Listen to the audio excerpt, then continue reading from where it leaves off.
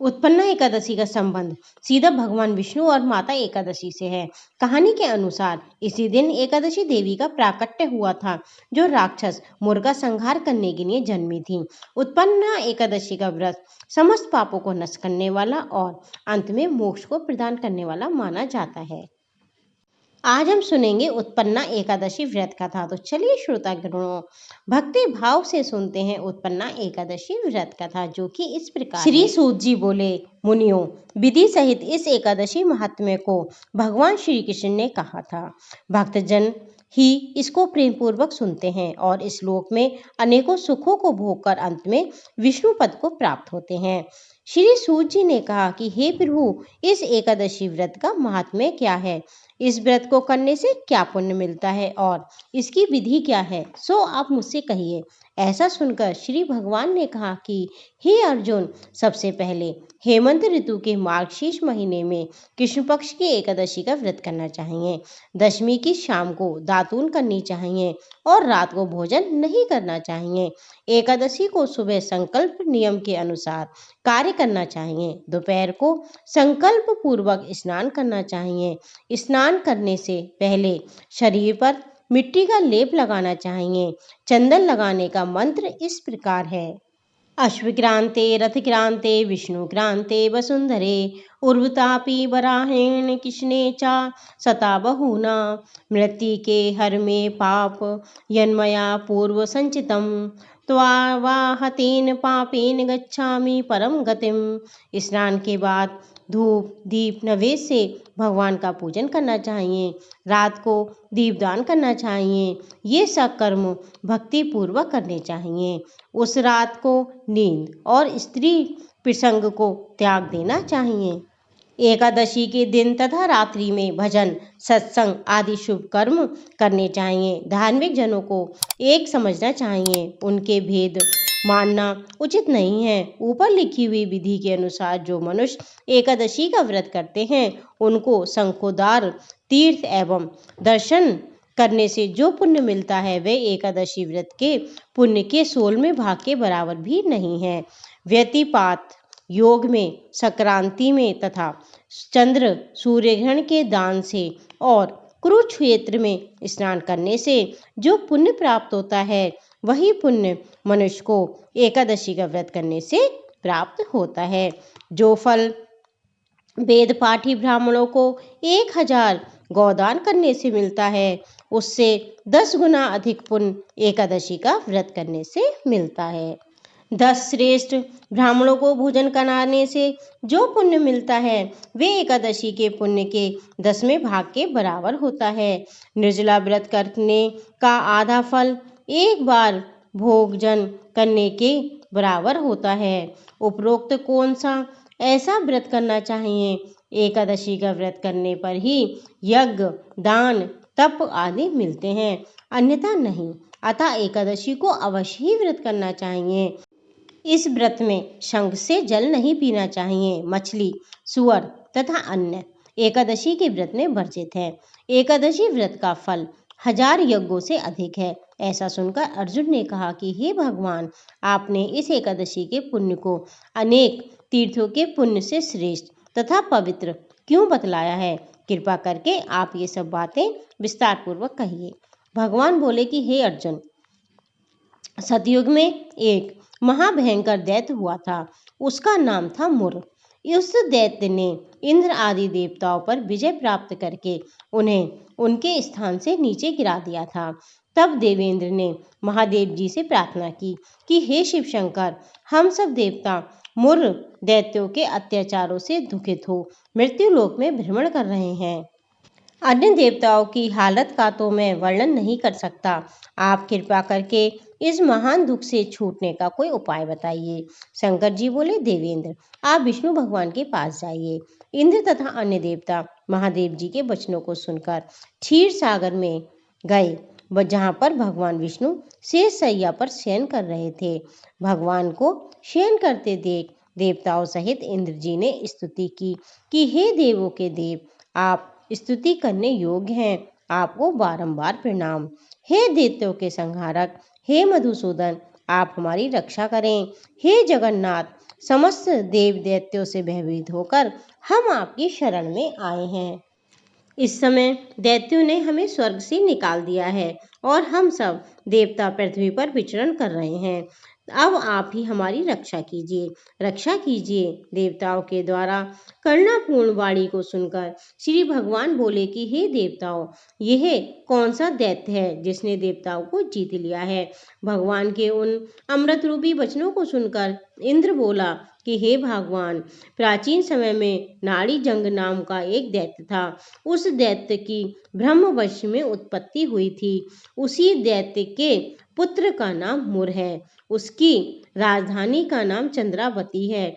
उस चंद्रावती नगरी में वह मुर नामक दैत्य निवास करता है, जिसने अपने बल से समस्त विश्व को जीत लिया है और सब देवताओं को देवलोक से निकालकर इंद्र, अग्नि, यम, वरुण, चंद्रमा, सूर्य आदि को लोकपाल बनाया है और स्वयं सूर्य बनकर पृथ्वी को तपाता है और स्वयं मेघ बनकर जल की वर्षा करता है।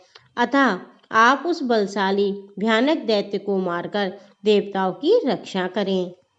इंद्र के ऐसे वचन सुनकर श्री विष्णु भगवान बोले कि हे देवताओं, मैं तुम्हारे शत्रुओं का शीघ्र ही संहार करूंगा। अब आप उस चंद्रवती नगरी को जाइए। इस प्रकार भगवान विष्णु देवताओं के साथ चल दिए। उस समय दैत्यपति मुर अनेकों दैत्यों के साथ युद्ध भूमि में गरज रहा था। युद्ध प्रारंभ होने पर असंख्य दानव अनेकों अस्त्रों शस्त्रों को धारण कर देवताओं से युद्ध करने लगे, परंतु देवता दैत्यों के आगे एक क्षण भी न ठहर सके। तब भगवान विष्णु भी युद्ध भूमि में आ गए। तब दैत्यों ने भगवान विष्णु को युद्ध भूमि में देखा तो उन पर अस्त्रों शस्त्रों का प्रहार करने लगे। भगवान भी चक्र और गदा से उनके अस्त्र शस्त्रों को नष्ट करने लगे। इस युद्ध में अनेकों दानव सदैव के लिए सो गए, परंतु दैत्यों का राजा मुर भगवान के साथ निश्चल भाव से युद्ध करता रहा। भगवान विष्णु मुर को मारने के लिए जिन शस्त्रों का प्रयोग करते, वे सब उसके तेज से नष्ट होकर उस पर फूलों के समान गिरने लगे। अस्त्र शस्त्रों का प्रयोग करने पर भी भगवान उसको न जीत सके। वह आपस में मल्लयुद्ध करने लगे। भगवान विष्णु उस दैत्य से देवताओं के लिए सहस्र वर्ष तक युद्ध करते रहे, परंतु उस दैत्य को जीत ना सके। अंत में विष्णु भगवान शांत होकर विश्राम करने की इच्छा से बद्रिकाश्रम चले गए। उस समय 38 कोस लंबी एक द्वार वाली हेमवती नाम की एक गुफा में शयन करने की इच्छा से भगवान जी घुसे। हे अर्जुन, अतः मैंने उस गुफा में शयन किया। वह दैत्य भी मेरे पीछे पीछे चला आया। मुझको शयन करता देखकर मारने को तैयार हो गया। वह दैत्य सोचने लगा कि आज अपने चिर शत्रु को मारकर सदैव के लिए निष्कंटक हो जाऊंगा। उस समय मेरी देह से एक अत्यंत सुंदर कन्या दिव्य वस्त्र धारण करके उत्पन्न हुई और दैत्य के सामने आकर युद्ध करने लगी।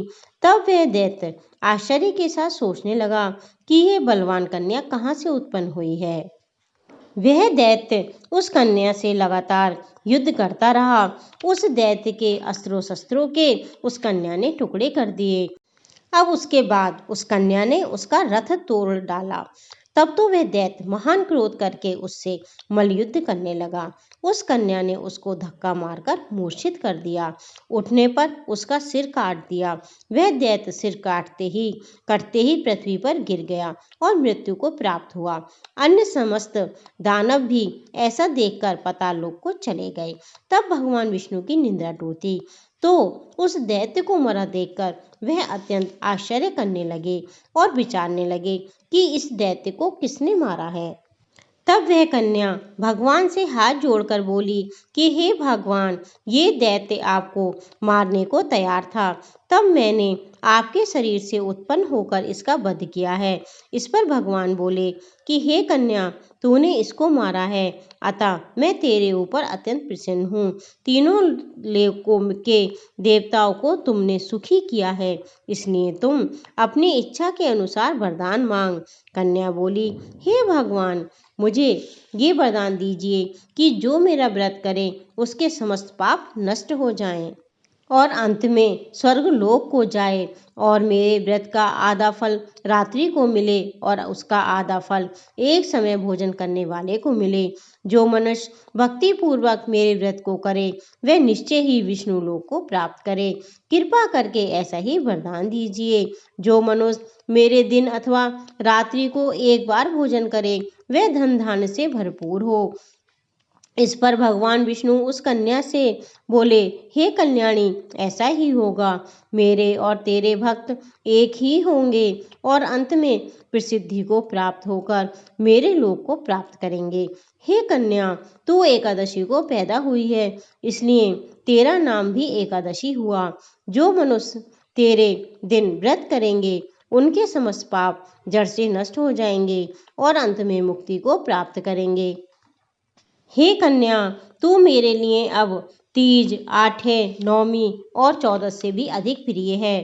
तेरे व्रत का फल सब तीर्थों से महान होगा, ये मेरा कथन है। ऐसा सत्य है, सत्य है। ऐसा कहकर भगवान उसी स्थान पर अंतर ध्यान हो गए। एकादशी भी भगवान के उत्तम वचनों को सुनकर अत्यंत प्रसन्न हुई। भगवान बोले, हे अर्जुन, सब तीर्थों दोनों व्रतों के फल से एकादशी व्रत का फल सर्वश्रेष्ठ है। मैं एकादशी व्रत करने वाले मनुष्यों के शत्रुओं को नष्ट कर देता हूँ और उन्हें मोक्ष देता हूँ। उन मनुष्यों के विघ्नों को मैं स्वयं ही नष्ट कर देता हूँ। हे अर्जुन, ये मैंने तुमसे एकादशी की उत्पत्ति के बारे में बताया है। एकादशी व्रत समस्त पापों को नष्ट करने वाला और सिद्धि को देने वाला है। उत्तम मनुष्यों को दोनों पक्षों की एकादशियों को समझना चाहिए, उनमें भेदभाव मानना उचित नहीं है। जो मनुष्य एकादशी महात्म्य को श्रवण व पठन करते हैं उनको अश्वमेघ यज्ञ फल मिलता है।